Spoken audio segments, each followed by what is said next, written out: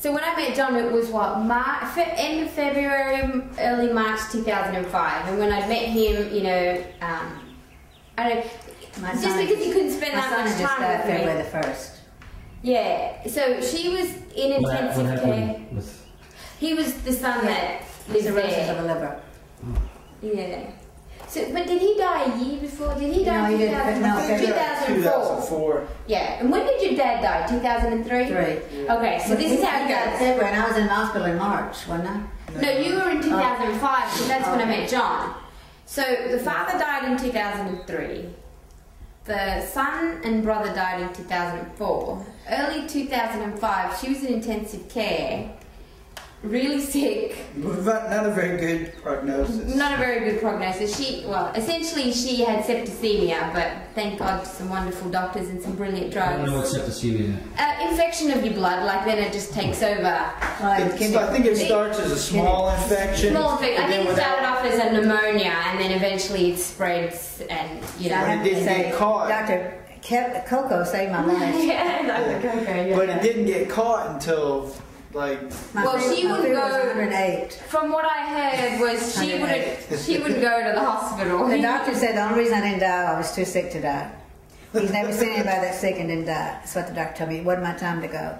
That's what he told me. What was going on here? What was keeping you going in your head? But anyway, it wasn't looking good. That's for sure. They found this antibiotic that just came out, and Dr. Coco gave it to me, and it came right out of it. Really? Better? How so? Well, I just thankful for everything now. Thankful that I didn't die. Thankful that you got to see your young son get married, right? That's what she's holding out for. My son got married at 36. I got a pretty daughter. Wait as long as you possibly can. So really, everything's looking really great now, you know. And what would it mean to you? I just get my houses finished. Houses that you Yeah, it's going to be great. Yeah, I mean, I think it's going to be a huge milestone, hurdle for us. It'll make us one step closer to feeling like we've put it behind us.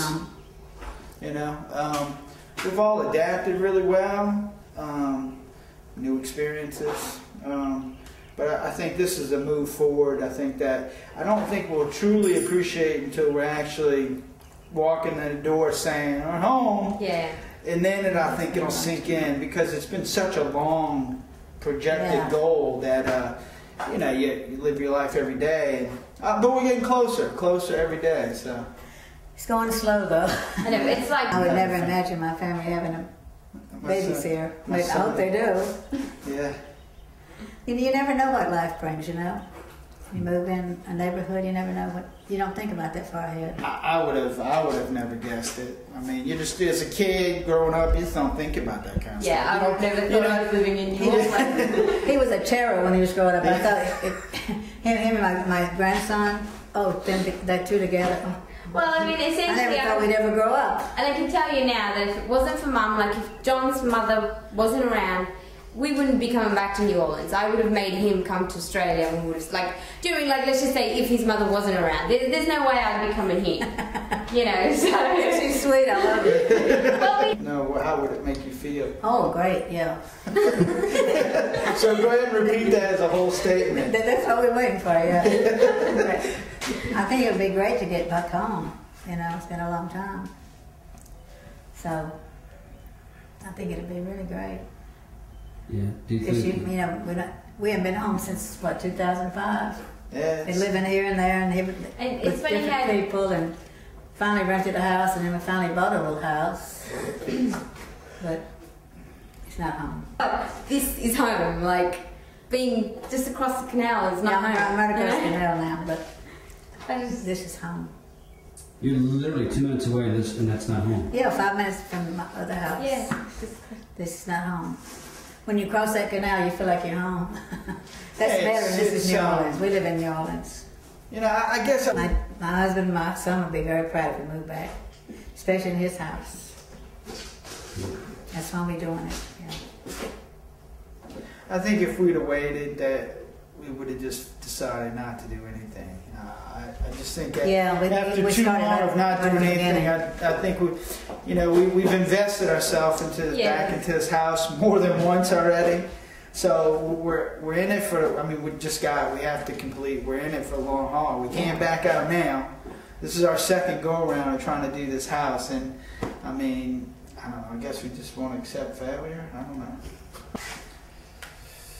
I mean, it was good. There was a need to come back when I was away. I don't know if I could speak for everybody, but I'm one of those individuals that I don't know if it was maybe a part of. I needed to know what was going on. I needed something to do. I think it all goes back to my military. There was action to take. I wanted to take some action, and that was it. But I think that helped save me, actually, being able to work, feeling productive. How did it feel to be going that long? Oh, well, you didn't really have nothing to come back here to, you know. With nothing to do like that, so that was the only place we had. It goes on that same point that days just seem like weeks, you know. So my daughter had me out looking at houses, to do. but I said, I don't know if I want to live here. Yeah, I'm ready to go home. Yeah, I think with those people there was, especially in the beginning, there was that dire need to be back home, regardless of the condition. But you know, they wouldn't let just anybody in the city. Right. Yeah, it's hard to get into. You had to have a special. Need some help finishing off our project. I need help. And you want babies? Yeah, I do. We get this done. She wants babies. Every time she sees like a little. Once we get the house finished, and we move into the house, you'll get your babies. All right? Oh my gosh, just how are you? It's okay. Yeah, well, thank you very much. All right. We just need help. It's a slow go.